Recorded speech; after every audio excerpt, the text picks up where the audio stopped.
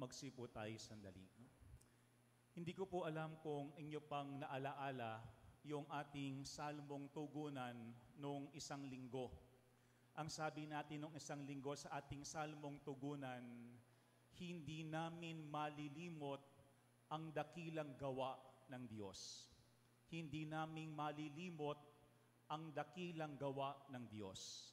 Kasi alam natin ang lahat ng gawa ng Diyos ay pawang dakila.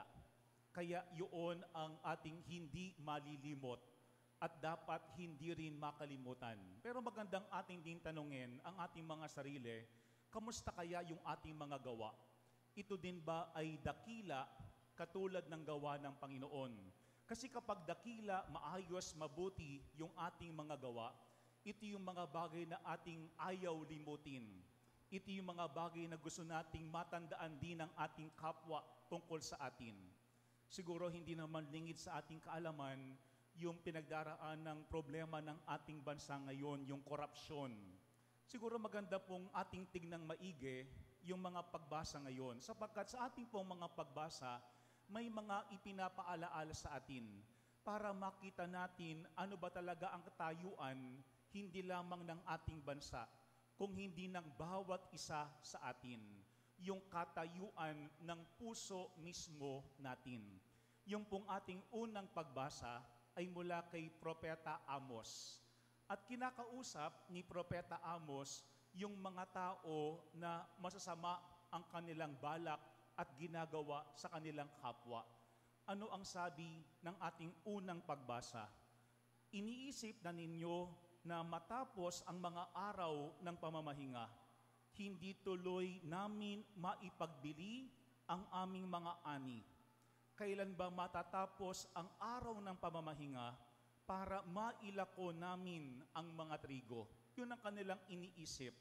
Bakit hindi pa matapos-tapos ang araw ng pamamahinga para kanilang maipagbili, mailako ang kanilang mga aning trigo?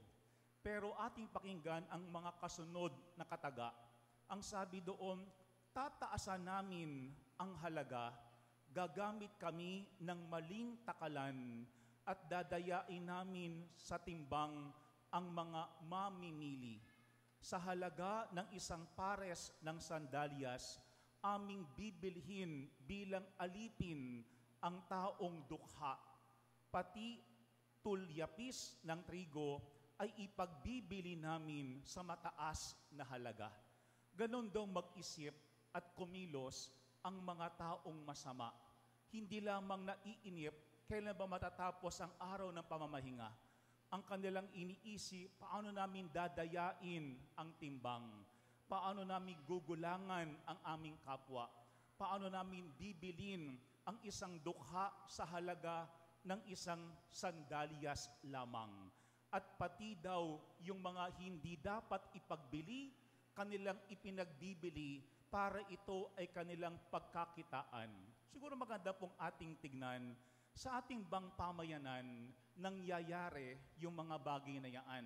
Meron bang mga tao na talagang ginagamit ang kanilang kapwa, ang kahirapan ng iba para sila mismo ay kumita, para sila mismo ay yumaman? Pero wag nating kalilimutan po yung huling bahagi ng ating unang pagbasa. Sapagkat sa likuran ng lahat ng iniisip ng mga taong masama na gagawin nila laban sa mga dukha, ano ang sabi ng ating unang pagbasa? Sumumpa ang Panginoon, ang Diyos ng Israel.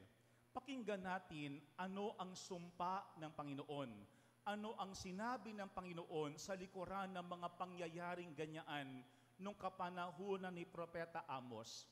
Ang sabi ng Panginoon, hindi ko na maipatatawad ang masasama nilang gawa.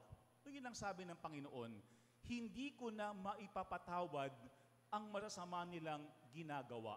Alam po nyo, ito ay mas malalim kaysa po sa wikang Ingles. Sa wikang Ingles, ano lamang ang sabi doon? I will never forget the wrong things that they have done. Yun lang po ang sabi doon. I will never forget. Kapag Tagalog ay hindi ko malilimot. Pero sa ating pong unang pagbasa, ang sabi doon ng Panginoon ay hindi lamang hindi ko malilimot.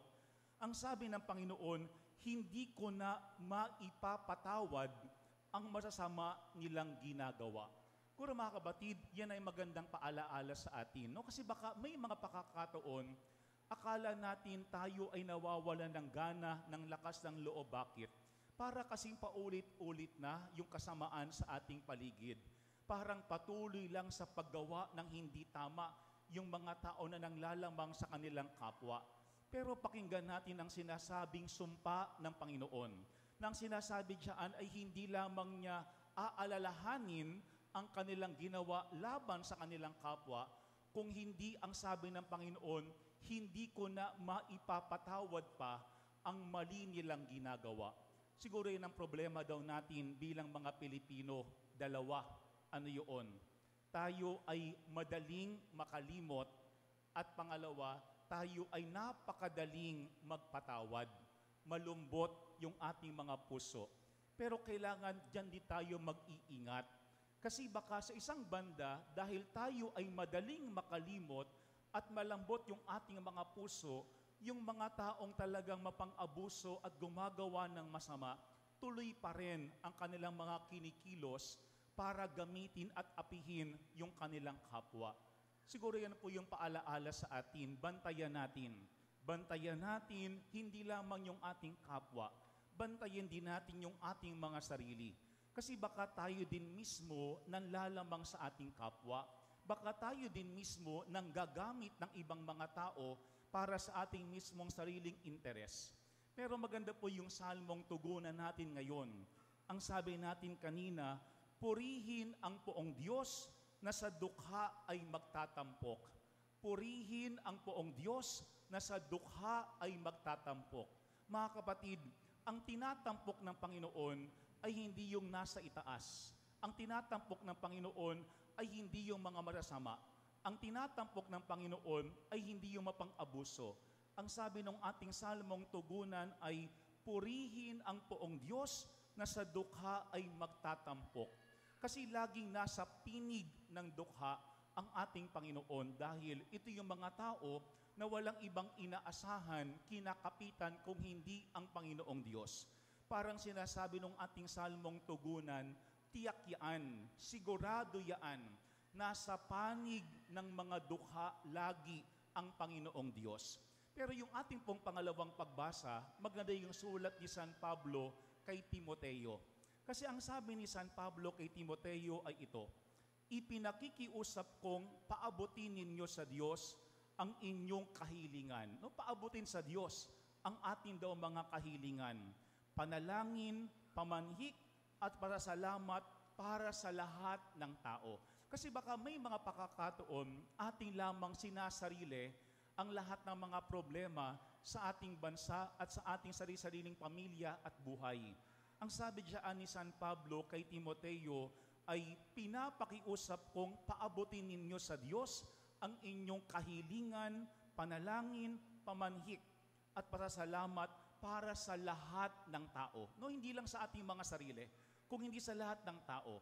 Pero maganda yung kasunod po noon. Ang sabi ni San Pablo, gayon din ang gawin ninyo para sa mga hari at mga may kapangyarihan upang makapamuhay tayo ng tahimik at payapa, marangal at may kabanalan. Sinasabi na San Pablo ay panalangin din daw natin yung mga hari, yung mga may kapangyarihan. Bakit? Kasi napakalaki ng kanilang responsibilidad, napakalaki ng kanilang pananagutan. Kasi kapag maayos yung mga hari, yung mga pinuno, yung mga may kapangyarihan, ang sabi ng ating ikalawang pagbasa, tayong lahat ay makapamumuhay ng tahimik at payapa, marangal at may kabanalan. Hindi lamang iilan, hindi lamang sila, kung hindi tayong lahat makikinabang sa bagay na yaan. Kapag maayos, kapag tapat, kapag mabuti, yung ating mga hari at yung mga may kapangyarihan. Pero tandaan po natin mga kapatid, ang sinusulatan ni San Pablo ay sino? Si Timoteo. Alam po niyo yung pangalang Timoteo, napakaganda ang kahulugan. Ang ibig sabihin po ng Timoteo, honoring God. Yan ang ibig sabihin ng pangalang Timothy, honoring God. Pinararangalan ang Panginoon. Kasi po yung huling bahagi ng ating ikalawang pagbasa napakaganda. Ang sabi dito, ito ang mabuti at nakalulugod sa Diyos na ating tagapagligtas, na ang ibig ay mailigtas ang lahat ng tao at makaalam ng katotohanan. Kasi yun daw ang hangad ng Panginoon, yung mailigtas ang lahat, hindi lamang yung iilan. At yung ating mabatid ang katotohanan. Ano yung katotohanan? Na iisa ang Diyos at iisa ang tagapamagitan sa Diyos at sa mga tao. Ang taong si Kristo Jesus na naghandog ng kanyang buhay upang tubusin ang lahat. Yan po yung paalaala sa atin. Huwag lang nating sambitin sa Panginoon ang ating mga hinanaing. Kung hindi ang sinasabi ng ating pangalawang pagbasa, panalangin natin sa Diyos yung ating mga hari, yung mga may kapangyarihan para ang lahat ay magkaroon ng buhay na tahimik at payapa. At tayong lahat ay maging tulad ni Timoteo, honoring God, pinararangalan ng Diyos kapag maliwanag sa atin na meron lamang iisang Diyos. Kasi kapag ating nakalimutan na merong Diyos, maaaring isipin natin, tayo yung Diyos, tayo ang maghahari-harian, ating gagawin anuman ang ating ibigin, kasi walang huhusga sa atin. Pero yan po yung pangalawang punto ng ating ikalawang pagbasa. Tignan natin lagi na lahat tayo ay katiwala lamang. At wag nating kalilimutan ang katotohanan na merong iisang Diyos na nagmamay-ari ng lahat, pero meron ding iisang pamamagitan, si Jesus, na nag-alay ng kanyang buhay para sa kaligtasan ng lahat. Siya po yung ating halimbawa ng paglilingkod. Hindi ginagamit ang kapwa para sa kanyang sariling kaligtasan, kung hindi inaalay niya yung kanyang buhay para sa kaligtasan po ng lahat. Yung pong ating ebanghelyo, tugma din sa ating una at ikalawang pagbasa. Sapagkat sa ating pong ebanghelyo, natuklasan daw ng isang mayaman na yung kanyang katiwala ay naglulustay ng kanyang ari-arian. No? Pero anong ginawa nung may-ari? Pinatawag niya yung kanyang katiwala. At ang sabi niya sa kanyang katiwala, ano ba itong naririnig ko tungkol sa iyo? Isulit mo sa akin ng buo ang pangangasiwa mo sa aking ari-arian, pagkat mula ngayon, hindi na ikaw ang katiwala ko. Puro maganda pong ating tingnan yung aral ng ating ebanghelyo. Dalawa ang pinapakita diyan. Una, tandaan po natin, ang lahat ay may katapusan. Ang lahat ay may katapusan. Sino ba naman ang mag-aakala na darating yung panahon na mabubuko yung ginagawang katiwalian ng katiwala sa ating ebanghelyo? Siguro matagal niya nang ginagawa yun, pero walang naglalakas ng loob na magsumbong mismo sa mayaman na may-ari ng lahat. Pero yan po yung unang paalaala sa atin, na maaaring sa ating buhay, meron tayong mga pinagkakatago-tago, pero ito'y ating lamang pwedeng itago sa kaunting panahon. Kasi darating din ang panahon na ang lahat ng bagay na yaan ay malalantad, mabubunyag. Kaya nga yan po yung unang paalaala sa atin, that eventually, there is an end to everything. Merong katapusan ang lahat. Merong katapusan ang katiwalian. Merong katapusan ang panloloko. Merong katapusan ang kadiliman. Kasi bandang huli, talagang anuman yung ating pinakakatago-tago ay talagang malalantad sa lahat. Pero pangalawa, ito po yung paalaala sa atin, na yung akala nating katapusan, pwedeng yun din naman ang maging simula ng lahat. Sapagkat sa ating pong ebanghelyo, nung nabatid nung katiwala na siya ay hindi na magiging katiwala, kinausap niya yung kanyang sarili. Ang sabi niya, aalisin na ako ng aking Panginoon sa pangangasiwa. Ano na ang gagawin ko? Hindi ko kayang magbungkal ng lupa, nahihiya naman akong magpalimos. Para bagang yan ang realidad. Hindi niya kayang magbungkal, hindi niya kayang magpalimos. Kaya siya'y nagbago ng kanyang buhay. Siya'y nakipagkaibigan sa mga tao. Para mawala man yung kanyang kayamanan, merong tatanggap sa kanya. Puro yun ang pangalawang paalaala sa atin. May mga pakakataon, kailangan lang tayong magising.